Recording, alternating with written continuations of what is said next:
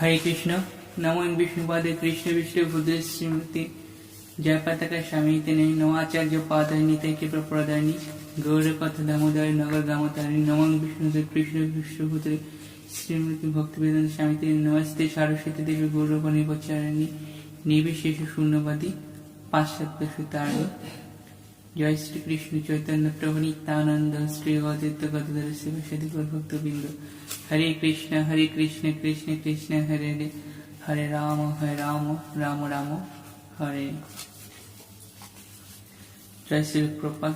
আপনারা সকলে ভালো আছেন তো আমাকে কৃপা করবেন এই অধম নিকৃষ্ট জীবাত্মাকে যে আপনাদের চরণে থাকতে পারি সর্বদা আপনাদের সেবাতে নিয়োজিত থাকতে পারি গুরু গৌরাঙ্গে।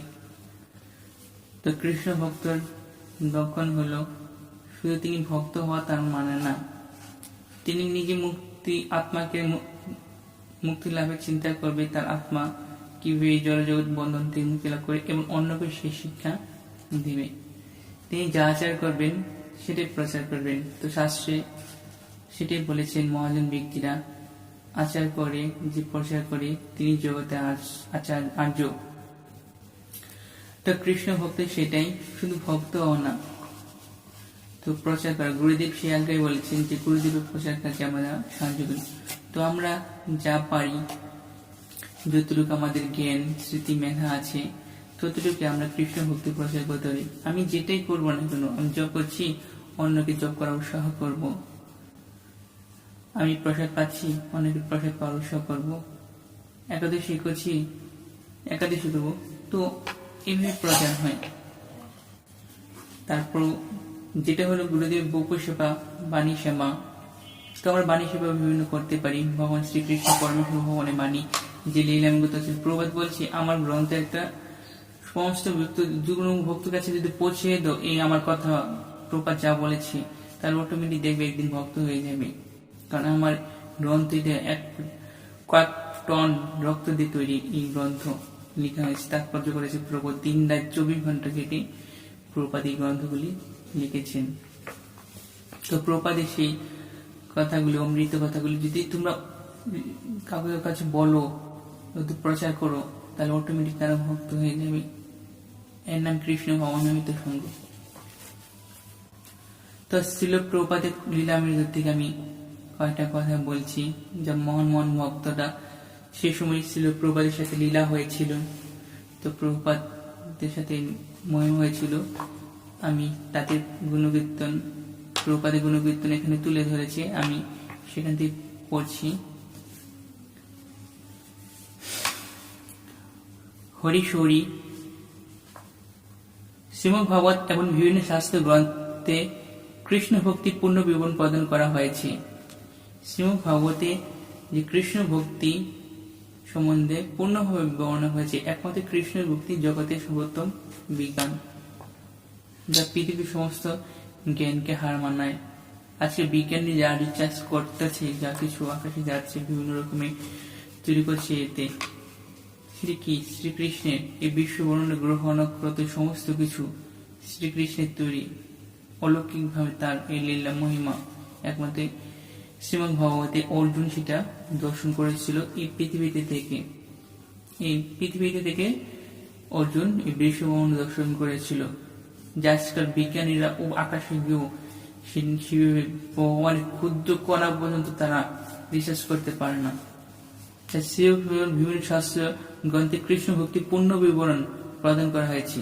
ওইখানে কৃষ্ণ ভক্তির প্রদান করা হয়েছে। যারা বিষযুক্ত ব্যক্তিরা আছে, যারা 3 রাত 24 ঘন্টা মায়ের সংসারে যুদ্ধ করছে কুরুক্ষেত্র যুদ্ধের মতো, তো সেসব ব্যক্তিরা যদি শ্রীমদ্ ভগবত যদি আশ্রয় নেয় তাহলে তারা পূর্ণ কৃষ্ণ ভক্তি লাভ করতে পারবে।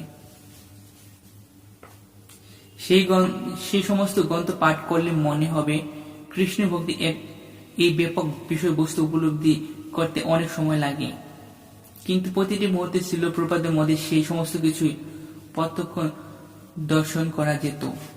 তো এখানেই বলছে যদি সেই সমস্ত গ্রন্থ পাঠ করলে কৃষ্ণ ভক্তি এই ব্যাপক বিষয়বস্তু উপলব্ধি করতে সময় লাগে।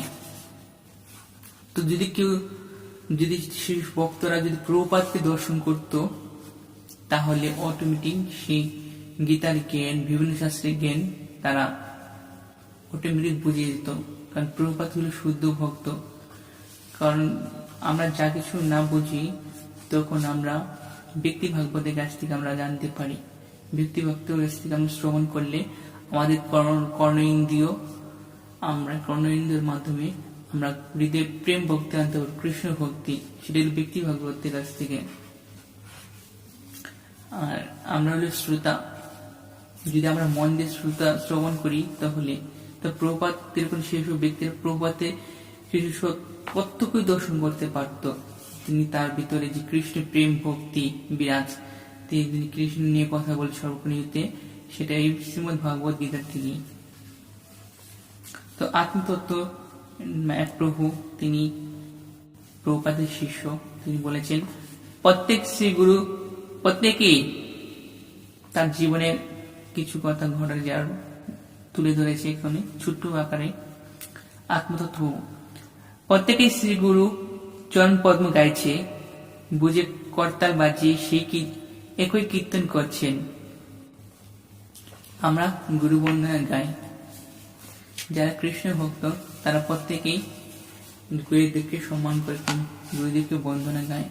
কারণ চৈতন্য চরিত্র চৈতন্য শাস্ত্রে বলেছে, ওইখানে চৈতন্য মহাপ্রভু যে মোর ভক্তে না পুজে আমায় পুজে মাত্র, সেই দাম্ভিক নহে মোর প্রসাদের পাত্র। মানে সেই দাম্ভিক মানে অহংকারী ব্যক্তি নহে প্রসাদের পাত্র, মানে মোর ভক্তকে পূজা যে না করবে, যদি মোর ভক্তের পূজা না করে আমায় পুজবে, আমায় পূজা করবে, সেই ভক্তি কখনোই নহে প্রসাদের পাত্র। সেই দাম্ভিক বলছে, মানে অহংকারী ব্যক্তি তিনি।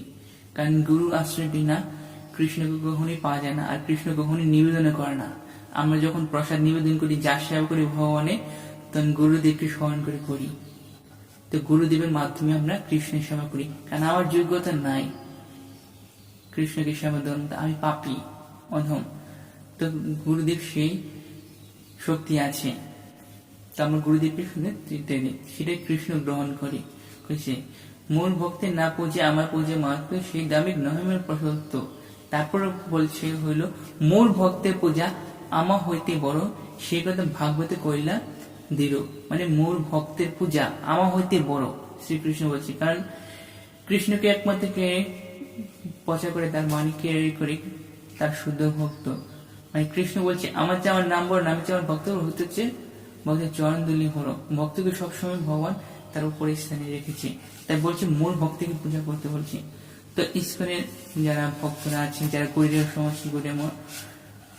সমাজে যারা আছে, গৌড়ীয় বৈষ্ণবরা, তারা কি করে শ্রী গুরুদেবের পূজা করেন, গুরুদেবকে বন্দনা করেন। তা যদি আমরা গুরুদেবকে বন্দনা করি, এখানে বলা হয়েছে দেখেন, আমি লোকনাথ স্বামীকে জিজ্ঞাসা করলাম এই গানটিতে তো প্রভুপাদের মহিমা কীর্তন করা হচ্ছে তাই না? উনি বললেন হ্যাঁ প্রভুপাতে। আমি বললাম উনি তবে গাইছেন কেন? তাহলে প্রভুপাদ কেন গাচ্ছেন? আমরা তো প্রভুপাদের গুরু পূজা করছি, তারা প্রভু বলছেন। তো প্রভুপাদ কেন তিনি বন্দনা করছেন, করতাল বাজে গাইছেন কেন? তিনিও গাইছেন গুরু বন্দনা কেন? উনি বললেন তিনি গাইছেন তার গুরুদেবের নিকট প্রার্থনা করছেন। তো প্রভুপাদ তিনি তার গুরুদেবের নিকট প্রার্থনা করছেন। আমরা গুরুদেবের পূজা করছি, কিন্তু প্রভুপাদ কি করছেন? প্রভুপাদ তার গুরুদেবের বন্দনা গাচ্ছেন, পূজা করছেন। আগের দিন লোকনাথ স্বামী আমাকে দীক্ষার জন্য নাম লিখতে বলেছিলেন। লোকনাথ স্বামী সেই ভক্তদেরকে দীক্ষার জন্য নাম লিখতে বলেছিলেন। তখন আত্মতত্ত্ব প্রভু বললেন, আমি বলেছিলাম আমি এখনো প্রস্তুত নই। তিনি বলেছেন এখনো প্রস্তুত নই। লোকনাথ স্বামীর নিকট থেকে ব্যাখ্যা শুনে আমি বললাম দীক্ষার জন্য আমার নাম লিখে নিন। তখন লোকনাথ স্বামী কাছ থেকে ব্যাখ্যা শুনে সেই গুরুদেব বলেছিল, লোকনাথ স্বামী বলেছিল যে প্রভুপাদ তার গুরুদেবের পূজা করছে, গুরু পূজা করছে। আমরা প্রভুপাদের পূজা করছি, আর প্রভুপাদ তিনি করতাল বাজিয়ে তার গুরুদেবকে স্মরণ করছে, পূজা করছেন। তখন সেই ব্যাখ্যা শুনে তখন আত্মতত্ত্ব প্রভু দীক্ষার জন্য আমার নাম লিখে নিন। উনি বললেন, হঠাৎ তোমার কি হলো? লোকনাথ স্বামী বললেন, হঠাৎ তোমার কি হলো? এখন তুমি সব সময় বলেছিলে অপেক্ষা করুন, অপেক্ষা করুন। যখনই দীক্ষা বলতো তখনই বলতো অপেক্ষা করুন, অপেক্ষা করুন। এখন সময় হয়নি। এখন তাহলে তুমি প্রস্তুত কেন? তারপর বলল, আমি বললাম, হ্যাঁ, আমি বুঝতে পেরেছি উনি আমার গুরুদেব। কেননা আমরা যখন ওনার গুণকীর্তন করছি তখন উনি আবার তার গুরুদেবের গুণকীর্তন করছেন। এই শুদ্ধ ভক্তের এই লক্ষণ যে কোনো মহাত্মা ব্যক্তি যখন কিছু করে তখন তাকে ফলো করে। তো প্রভুপাদ এমন একজন মহাত্মা যে প্রভুপাদ যদি কেউ যদি পরামর্শ করতো, প্রসাদ দিচ্ছ, তার চলন ধারণ সবকিছু ব্যয়ভূষণ তার মাধ্যমে অনেকে ভক্ত হয়ে গেছে প্রভুপাদকে দিলে। কারণ প্রভুপাদ একমাত্র শুদ্ধ ভক্ত। কারণ শুদ্ধ ভগবান বলছে শুদ্ধ ভক্ত ক্রিয়াকর্ম মানে কোন দেবরও দুর্লভ তার বিজ্ঞ বুঝা। তো সেই আত্মতত্ত্ব প্রভুপাতে যখন দেখেছেন গুরু পূজা করছে প্রভুপাদকে, তখন প্রভুপাদ কি বললেন, তার গুরুদেবের মাধ্যমে তিনি গুরুদেবকে স্মরণ করছেন। তিনি আবার যেরকম গুরুদেব ওই ভক্তি সুন্দর সরস্বতী ঠাকুর তিনি আবার তার গুরুদেবকে স্মরণ করছেন। এইভাবে গুরু পরম্পরার মাধ্যমে শ্রীকৃষ্ণের কাছে পৌঁছে যায়।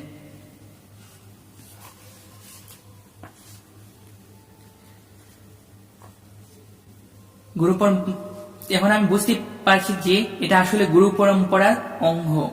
কারণ পরম্পরা না থাকলে, অঙ্গ না থাকলে কখনোই শ্রীকৃষ্ণকে প্রাপ্তি হয় যায় না। এই জন্য ভগবদ্গীতা যথাযথ গীতা দেখবেন আপনারা পরম্পরা দেওয়া আছে ওইখানে, যে কিভাবে পরম্পরা প্রাপ্ত হয়ে গেছে শুদ্ধ ভক্তের বসে। গুরু শুধু সাধারণ কানে ফু মারলো আর দীক্ষা দিয়ে দিল তা না। গুরুদেবের কতটি সংজ্ঞা আছে। আমাদের দীক্ষা নেওয়ার আগে আগে চিন্তা করতে কোন গুরুদেবের কাছ থেকে আমি দীক্ষা নেব। দীক্ষা কোনো সাধারণ না। আমার নাম আগে ছিল মিঠুন, দীক্ষার আগে মিঠুন ছিল, দীক্ষার পরে মিঠুন, কোনো পরিবর্তন নাই। সেই দীক্ষা নিয়ে কি লাভ? হ্যাঁ, দেহকে শুদ্ধ করার জন্য দেহকে শুদ্ধ করার জন্য দীক্ষা না। দীক্ষাটা হলো সেটা আত্মতত্ত্ব জ্ঞান লাভ করার জন্য, যে কৃষ্ণকে জানার জন্য, কৃষ্ণ ভক্তি লাভ করার জন্য এবং কৃষ্ণ ভক্তি প্রচার করার জন্য, গুরুদেবের প্রচার কার্যে সাহায্য করার জন্য আমাদের এই দীক্ষা। দেহকে শুধু দীক্ষা শুদ্ধ করার জন্য না, এটা বাহ্যিক। দেহ তো একটা আবরণের দ্বারা আবদ্ধ, আর দেহের আত্মার উপস্থিতিতে দেহের প্রাণ।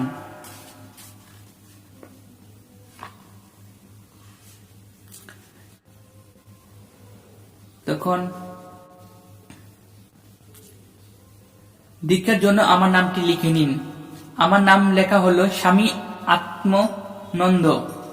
আমি অন্যান্য গুরুপাতার নিকট থেকে শুনেছিলাম দীক্ষার নামের তালিকা দেখতে দেখতে শ্রীল প্রভুপাদ বলেছিলেন ভক্ত অমুক, ভক্ত অমুক, ভক্ত তমুক। শ্রীল প্রভুপাদ তাদের দীক্ষার তালিকা দেখে বলে দিয়েছিল এই ভক্ত মুখ, ওই ভক্ত মুখ, ওই ভক্ত তমুক হবে। তিনি শ্রীল প্রভুপাদ সাধারণ একজন ব্যক্তি ছিলেন না, তিনি শ্রীকৃষ্ণের কৃপা ধন্য ছিলেন, যার জন্য তার এই 69 বয়সে সারা বিশ্বকে তিনি জয় করছেন। তিনি তাহলে সাধারণ ব্যক্তি, সাধারণ মানুষের এটা কোনোভাবে সম্ভব না। আজকে কোন সংগঠনই এটা পারত না যেভাবে শ্রীল প্রভুপাদ এই ইসকন নাম সোসাইটি সুন্দরভাবে তিনি পরিচালনা করে দিয়ে গেছেন।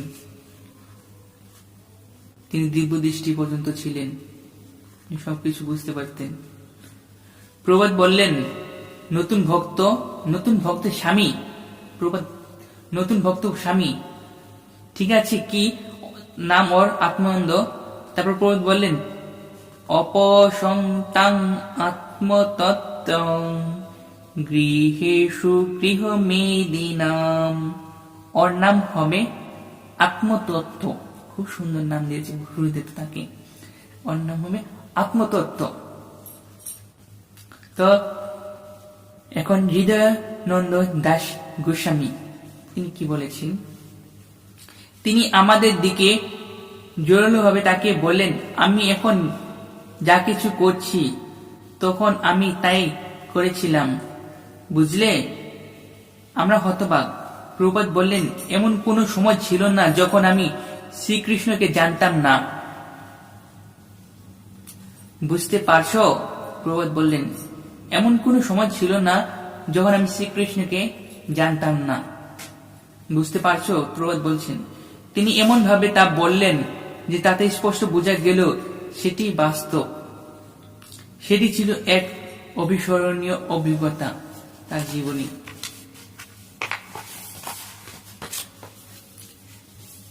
শিল জয়পাতের স্বামী গুরু মহারাজ আমাদেরকে 100% না, শিল জয়পাত স্বামী গুরু মহারাজ বলেছেন, প্রভুপাদ উপস্থিতি এত তেজস্বী ছিল যে তার সামনে এলে অনুভব করতাম আমি যেন জড়জগতে কেউ নয়। প্রভুপাদের উপস্থিতি এমনই ছিল যে শিল জয়পাতের স্বামী গুরু মহারাজ যে তিনি মনে করতেন তিনি জড়জগতে কেউ নাই। কারণ শুদ্ধ ভক্ত যেখানে অবস্থান করব তখন কি হয়, গোলক বৃন্দাবন পরিণত হয়। আর গোলক বৃন্দাবন হলে সেখানে কি হয়, চিন্ময় ধাম মনে হয়। তো শিল জয়পাতের স্বামী গুরু মহারাজ সেটাই বলছেন, যখন প্রভুপাদ নিয়ে অবস্থান করতো তখন আর তিনি মনে করতেন না আমি জড় জগতে আছি। ঠিক আছে, তার মনে আনন্দ বর্ধিত হইতো। যে কৃষ্ণকে যখন দর্শন করে আমাদের যেরকম আনন্দ বর্ধিত হয়, চিন্ময় সচিদানন্দ বিগ্রহ তেরকম মূর্ত বিগ্রহ প্রকাশ হলো গুরুদেব, গোবিন্দ মোহন বিগ্রহ প্রকাশ হলো শ্রী গুরুদেব। গুরুদেবকে দর্শন করে শিল জয়পাতের স্বামী গুরু মহারাজ তিনি মনে করতেন না এই জয় জগতে কেউ নয়। মনে হতো আমি যেন কোন এক দিব্য চিন্ময় পরিবেশের মধ্যে রয়েছি। এই যে আমি দিব্য পরিবেশে রয়েছি, চিন্ময় দিব্য পরিবেশের মধ্যে রয়েছি। আমি তখন বৃন্দাবন সম্পর্কে কিছু জানতাম না, কিন্তু এখন আমার বলতে পারি যে তিনি সঙ্গে করে বৃন্দাবন নিয়ে গিয়েছিলেন। আমরা প্রভুপাদের সংস্পর্শে এসে বৃন্দাবনের পরিমণ্ডল অনুভব করছি। তিনি শ্রীকৃষ্ণকে তার হৃদয়ে বহন করেছিলেন, তাই বুঝতাম না, কিন্তু অনুভব করতাম। তখন তিনি প্রভুপাদ শ্রীকৃষ্ণকে তার হৃদয়ে শুদ্ধ বসে সবসময় গোবিন্দ তার ভগবানকে হৃদয়ে স্থান করে। কারণ তোমার এই স্থানে সদা গোবিন্দ বিশ্রাম, একটা ভজনে আছে বৈষ্ণব, তোমার হৃদয়ে সদা গোবিন্দকার শুদ্ধ বৈষ্ণব। এমন একজন ভক্ত ছিলেন, মহাত্মা ছিলেন যে গুরু মহারাজ সেটা অনুভব করতো, তার হৃদয় সর্বদাই গোবিন্দ বিশ্রাম করতেন। তো গোবিন্দ প্রভু বলেছেন, ভারতে থাকাকালীন আমাকে যে প্রথম পত্রখানি শিল প্রভুপাদ পাঠিয়েছিলেন তার শেষে বাক্যটি ছিল, আমি তোমার মনের কথা জানি। তো প্রভুপাদ তাকে বলেছিলেন, আমি তোমার মনের কথা জানি। তাহলে চিন্তা করে দেখেন আপনারা যে প্রভুপাদ কে ছিলেন, যে প্রভুপাদ বলেছেন আমি তোমার প্রত্যেকটা গুরুদেব প্রত্যেকটা শিষ্যর অবশ্যই খোঁজ রাখেন। তিনি দেখছেন কি করছে না করছে, কোন শিষ্য কি করছে, যে তার কার্যকলাপ। সকলে ভালো থাকবেন, কৃষ্ণ ভবনে থাকবেন। শিল প্রভুপাদের সংগঠন কৃষ্ণ ভবন, তো সংগঠনের নাম ইসকন। তো এই সংগঠন যেখানে যে আসবে সংস্পর্শে তিনি কৃষ্ণ ভবন আন্দোলন করতে পারবেন এবং কৃষ্ণকে নিয়ে ভাবিত হতে পারবেন। তো আপনারা সকলেই এই কৃষ্ণ ভবনে যোগ দিন। তো আপনাদের মানুষ ধন্য হবে। তো আপনারা বিষয় হতাগ্রস্ত না হয়ে, চঞ্চল না হয়ে মনকে কৃষ্ণকে সাথে যুক্ত করে দিন, তাহলে আপনার মন ভালো থাকবে। আমি প্রতিদিন না পারি মাঝে মাঝে দু একটা প্রভাতের কথা লীলা কথা মৃত থেকে আমি বলতে চেষ্টা করব। তো হরে কৃষ্ণ। আমার ইউটিউব চ্যানেলটা আপনারা সাবস্ক্রাইব দিন। নতুন নতুন শিল প্রভাতের কথা মৃত নিলে আপনারা জানতে পারবেন। জয় শিল প্রভুপাদ, জয় পতিত গুরু মহারাজ, নিতাই গৌর সীতানাথ প্রণামে হরি বল। হরে কৃষ্ণ কৃষ্ণ কৃষ্ণ হরে হরে, হরে রাম রাম রাম হরে হরে।